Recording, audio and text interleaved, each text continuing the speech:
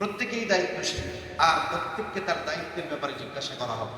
আমার অধীনস্থ যারা আছে তাদের প্রত্যেকের প্রতি আমার আপনার দায়িত্ব আছে, এই দায়িত্বের ব্যাপারে জিজ্ঞাসা করা হবে। দায়িত্বগুলোর মধ্যে অন্যতম একটি বিষয় যে সন্তানের সঠিক তারবিয়াত আমরা করেছি কিনা। এখন আসুন, সন্তানের তারবিয়াতের সময়কাল কখন শুরু হবে?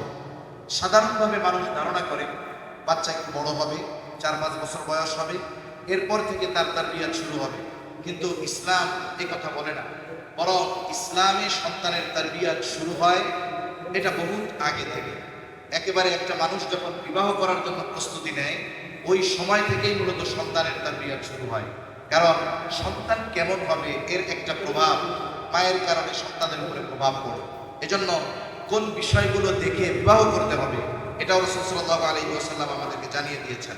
রংপুর জেলার উদ্যোগে আয়োজিত আজকের এই ইলমি মজলিসের সম্মানিত শ্রদ্ধেয় সভাপতি, প্রধান অতিথি সহ উপস্থিত ওলামায়ে কেরাম, আমাকে একটি নির্দিষ্ট বিষয়ের উপরে কথা বলতে বলা হয়েছে। আসলে দীর্ঘ সময় নিয়ে একটা বিষয় কথা বলা সহজ, কিন্তু অল্প সময়ে একটা বিষয় গুছিয়ে এনে উপস্থাপন করা এটা খুব কঠিন বিষয়। এরপরেও যেহেতু বিজ্ঞ ওলামায়ে কেরাম আছেন, আমি আমার বিষয় থেকে শুধু মৌলিক কয়েকটা কথা আপনাদের সাথে একটু মোদাকারা করব।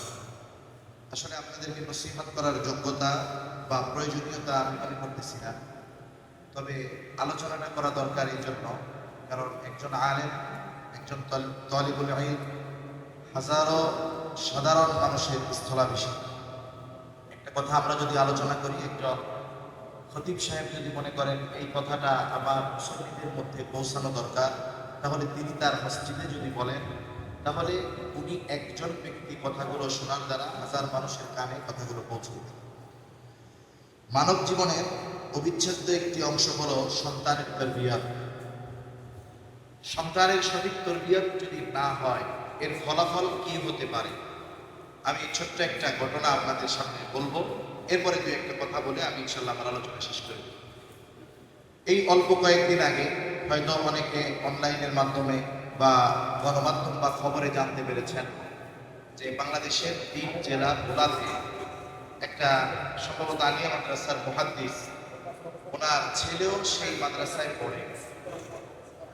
ওনার ছেলেটা মোবাইলের প্রতি এতটা আসক্ত হয়েছে, বাবা ছেলেকে মোবাইল না কিনে দেওয়ার কারণে একটা সময় ঠান্ডা মাথায় ছেলে পরিকল্পনা করে নৃশংসভাবে তার বাবাকে সে হত্যা করেছে। সে এত ঠান্ডা মাথায় এই ক্লিন মিশনটাকে সফল করছে, পরের দিন জানাজার সময় সে মাইক হাতে দীপ্ত কণ্ঠে তার বাবার হত্যাকারীদের ফাঁসি প্রশাসনের কাছে দাবি করেছে।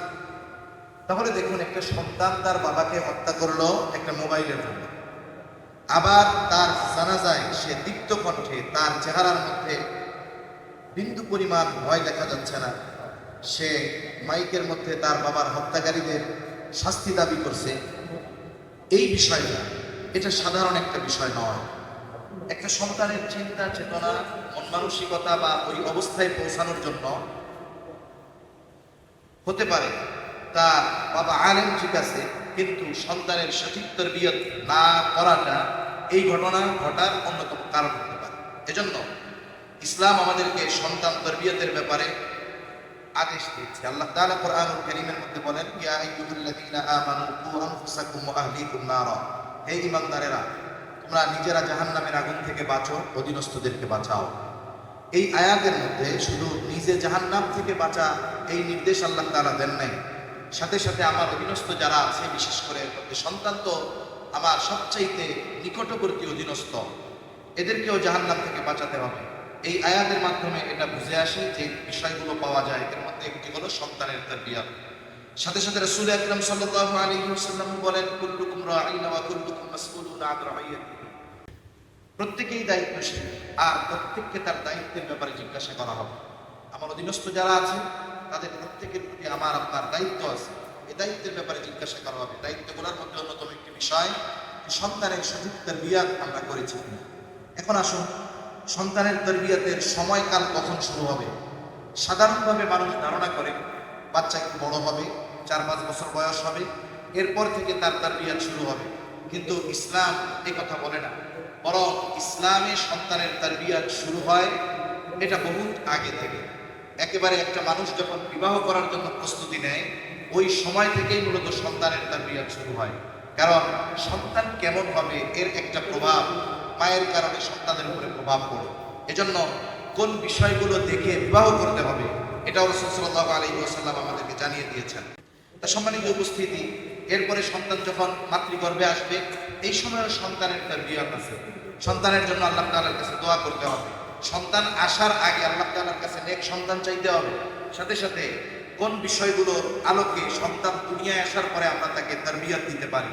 প্রথম বিষয় হলো সন্তানের তাওহীদ ও ঈমানের ভিত্তিকে মজবুত করতে হবে।